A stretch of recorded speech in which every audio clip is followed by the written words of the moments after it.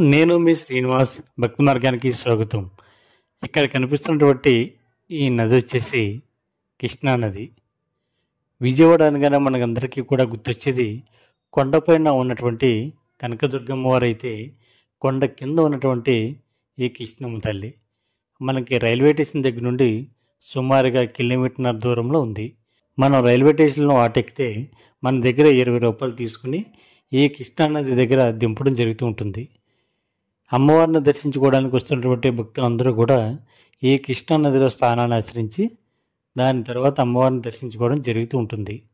అంతేకాకుండా ఈ కృష్ణా నదిలో స్నానాన్ని ఆచరించడం వల్ల సమస్త పాపాలు కూడా తొలగిపోతాయని భక్తుల యొక్క ప్రగాఢ విశ్వాసం. ఎందుకంటే అమ్మ మన పాపాలను కూడా హరించేటువంటి శక్తి ఉన్నటువంటి తల్లి.